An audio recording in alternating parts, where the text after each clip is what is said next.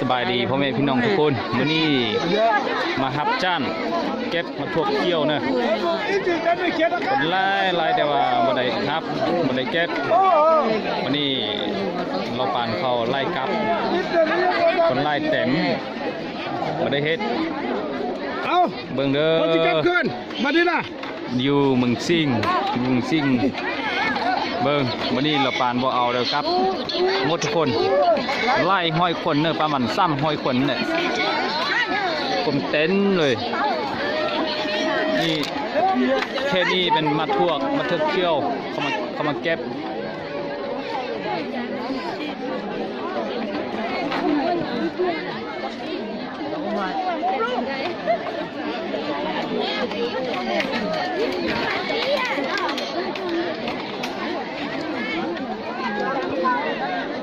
จุดนี้กลับนั่นเนอะไม่ได้เก็บเลยกลับไม่ได้เราปานบ่เอาคนเต็มเลยวันนี้เบิ่งเด้อบ่ได้ยังเฮ็ดจ้างนำคนจีนเป็นแบบนี้เบิ่งเป็นผู้เพียนเด้อ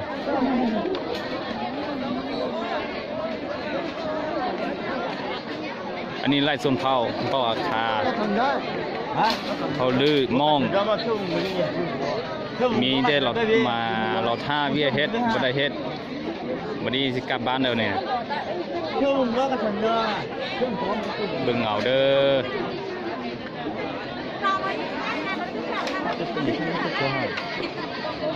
那个是吃小龙啊，是干来哈？他们我也说了，我们刚学的。我们都是吃的嘛哈，不饿了，快点。你尝尝没有？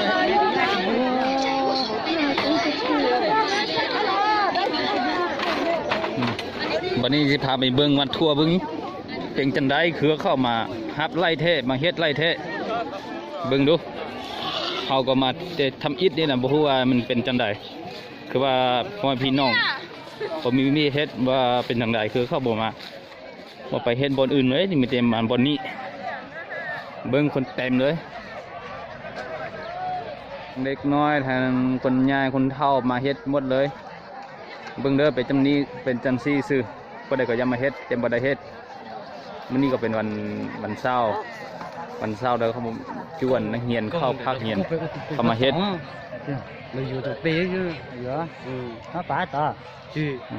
จะชวนให้ดูเจอใจฮะจะชวนให้ดูเจอtiền của nhau sai ป๊ะตัวนี้chứ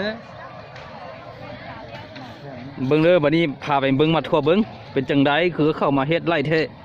ไล่คนก็ยังบ่ได้เฮ็ดเขาไล่กลับเลยวันนี้พาไปเบิ่งเด้อมาทวก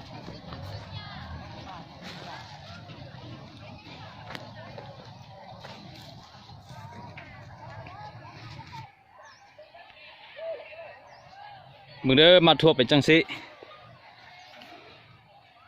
พอเก็บแล้วเด้อพอเก็บแล้ววันนี้นะเดี๋ยวไล่ซ้ำนี้เขาก็ยังมาฮับนะคนบัดเต็มเลยพอดีเก็บเลยบรรโตเก้แล้วเขาบอกกับบัดเขาบัดคุมเก็บเลยบัดคุมเก็บแล้ววันนี้จูอยู่นี่คนเต็มเลยประมาณนี้เป็นมัน300 คนนั่นแหละเขากำลังกลับแล้วเบิ้งมันทั่วเป็นชั้นซี่ซื่อ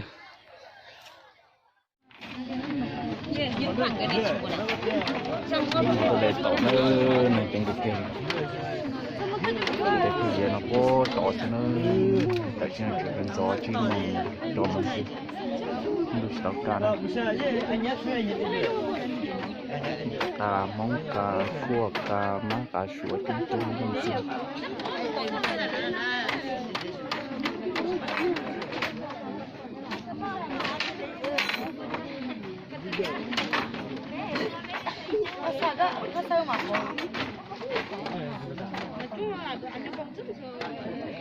cuối cùng món được có ở cuối cùng còn mà là muốn có chỗ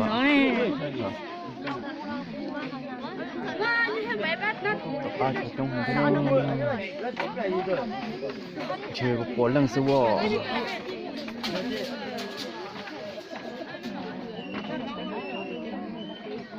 sùng sài bây giờ tỏ tận thế nào trong tiêu thụ thì bỏ nữa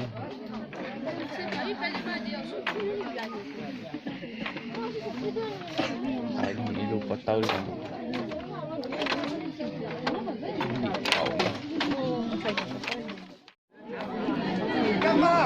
Mấy giờ thay đổi rồi? trong nó trong không phải có phải thôi rồi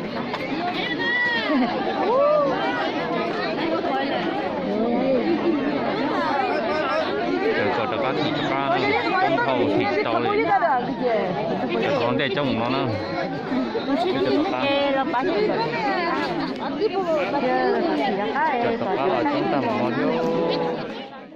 tam bộ nó là trồng cây sẽ là nó cho chỉ tàu khởi nhảy cho tàu xếp tàu thế nào